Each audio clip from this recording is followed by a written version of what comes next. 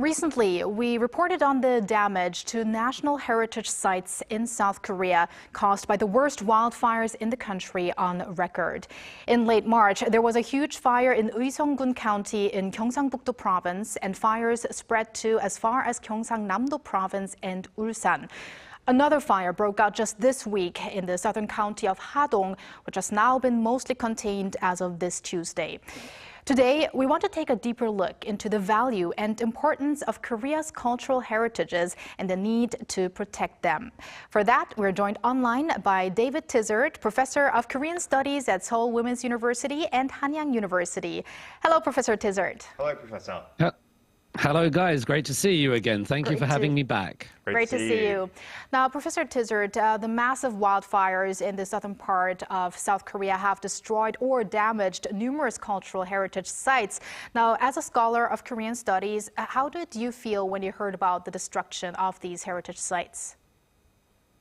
Obviously, like many other people around the country and outside of Korea as well, I felt a very deep, profound sense of despair, of sadness that these things were disappearing before our eyes. And alongside that, there was also that feeling of helplessness, that we knew it was happening. We could see these historical sites disappearing, and yet there was very little that we could do about it as we were faced with this destruction. And as this was playing out, I had that sense that we do spend a lot of time talking about whether Cat's Eye counts as K-pop, whether Mickey 17 is actually any good or not, and, you know, does Uiseong-gun make us want to eat gimbap? All very relevant questions. But when we saw this taking place, it made me realize that there are very strong, important foundations upon which the current Hallyu success sits. And sometimes we might not only forget those foundations, but perhaps more importantly, we might forget the messages and the wisdom that those foundations were meant to provide to us. Yes, I mean, this year has not been very good with, obviously, wildfires. The LA wildfires as well was something that very many people were concerned about. The recent incident was so big that it has probably also hit ordinary people here in Korea, you know, tourists alike. You have many students from overseas, many Hallyu fans. Were there any comments or concerns maybe from some of your students? No, of course there were, and they were a little bit scared, and they were hesitant, and they wanted to know more, and they wanted to learn that Arbor Day used to be a national holiday. We used to go out into the countryside and plant trees in South Korea to try to reforest the country. That stopped in the early 21st century. But what was somewhat saddening to me was how quickly these forest fires and the destruction of the heritage sites was replaced in the consciousness of not just international students, but many people in the country, because we've had the whole political impeachment scandal that's been by necessity drawn out, and it's been a very thorough process, and we can say that that's successfully concluded. But it feels like this story, it raged for a day or two in our consciousness and then disappeared from many news sites. And that was, for me, quite sad, because it didn't disappear from the locations themselves. And while the public consciousness may have moved on, the actual devastation will take far longer for people to come to terms with in and around those areas in which they live. And also, Professor Tizzard, one thing that was especially shocking was that some places like the historic Gyeongsangnam temple were completely burnt down, while maybe others, fortunately, were spared from the flames. So could you introduce us maybe to some of the significant places?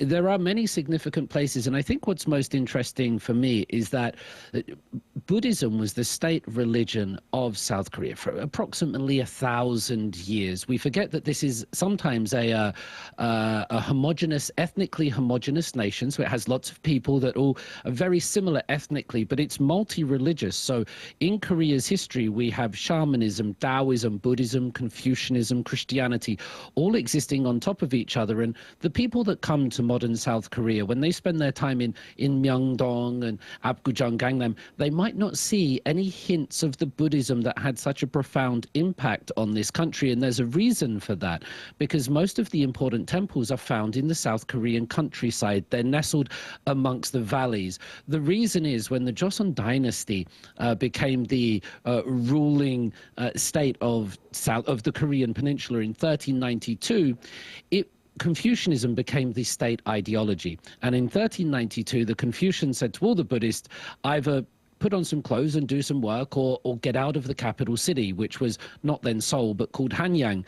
And so many of the Buddhist monks in the temples, they were forced to leave the capital city to go out into the countrysides and exist there where they did. And for 500 years, essentially, there weren't really any Buddhist monks in the capital. So they're all out in the countryside, which is kind of beautiful for Buddhism, because it puts you around in nature, and the temples themselves are very much nestled in part of nature. You can be very close but not even see them.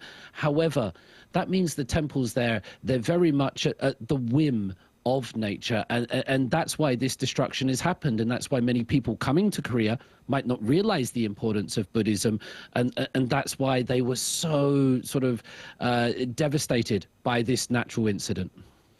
Professor, I do want to stay on the topic of Buddhism, because a UNESCO World Heritage Site, Busoksa Temple, was also threatened by the wildfires. Now, what importance do Korea Buddhist monuments hold to world history and global Buddhist culture, do you think?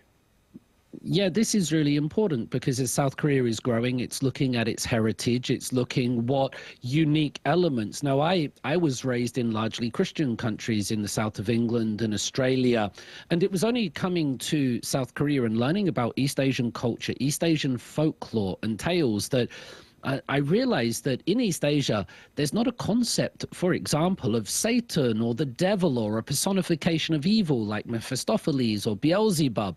The tradition and cultures here are so very different. And I think that's one of the really unique aspects of Korea, and something that it can try to share with the world. Now, Buddhism itself, of course, comes from Nepal, northern India. Prince Siddhartha achieved enlightenment by sitting under a tree, and then that sort of Mahayana version of Buddhism came up through China and down into the Korean peninsula. It's very different from the Buddhism that we find in Southeast Asia, which is Theravadan Buddhism.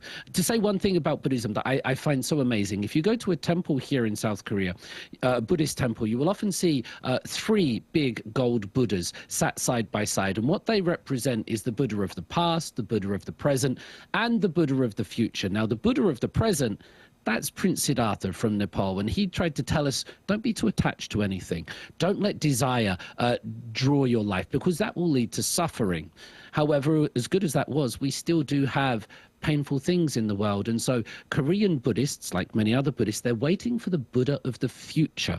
They're waiting for somebody, one of us, to open our eyes and realize, this is what we're doing wrong, guys. This is what we need to change. And these lessons, they won't come from the clouds or the heavens above, but it will be one of us that says, I've got it. And so the temples around Korea, the Buddhist temples, they're all operating in the hope that it will be one of their people sat there meditating, going away from the perils of life, and realize, this is what we need to do to make our lives better. It's this thing. And so quite profoundly, Buddhism is not complete yet. And who will complete it?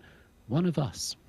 One of us. Oh, wow, that was so interesting, Professor Tizzard, really going even deep into Buddhism as a whole. But I found it also a very good point that you mentioned, that people who come to Korea, many of them, tourists, for instance, go to the capital, Seoul, and most of the population does live in the metropolitan area. So I believe it is very difficult to actually be aware of that Korean culture is, a lot of it is based on Buddhism. And because we have those temples in the countryside, many of them, this is why maybe it doesn't hit us that much when we see any of the cultural heritage damages. So I do believe it is really important to, think of this one more time, even the deep meaning behind Buddhism and Korea's culture. And I want to ask you a final question, Professor Tizzard. What efforts do you think can be made to protect cultural heritage, or just, raise the awareness? Well, I think so. Conversations like this are very important because now we've said amongst the K-pop, the K-food and the K-dramas, we've said the word Buddhism and that helps. And we could be saying the word shamanism or Taoism or Confucianism, anything else. So consciousnness helps. And for those out there that are more interested, I'm not an expert on cultural preservation, but I would say for anyone interested, you can go and watch Shinga 함께, along with the gods, that based on a webtoon features some really nice Buddhist elements. My Mister with IU, I heard you talking about her recent success on YouTube. That has a really nice Buddhist storyline involved in it. It's not the main thing. And then, of course, U to the Young to the U, Extraordinary Attorney U. That Buddhism is a recurring theme in that drama as well. So now we've talked about it, people might start seeing it just a little bit more in those K-drama contents, and hopefully the next time, this will help preserve culture in our memory and in our modern lives. Well, thank you very much, Professor Tizzard, for your insights today and also the recommendations that you just made. I mean, it's unfortunate that we had to deal with this topic with the country having been affected by the wildfires, but it was an opportunity to shed light on the deep meaning of these historic sites as well as the religious and cultural aspects that you touched upon today. So thank you very much. Thank you, Professor. Thank you for letting me speak. Have a great day, everybody. You too. And thank you, Walter. Have a great day yourself, and we'll see you again very soon. See you very soon.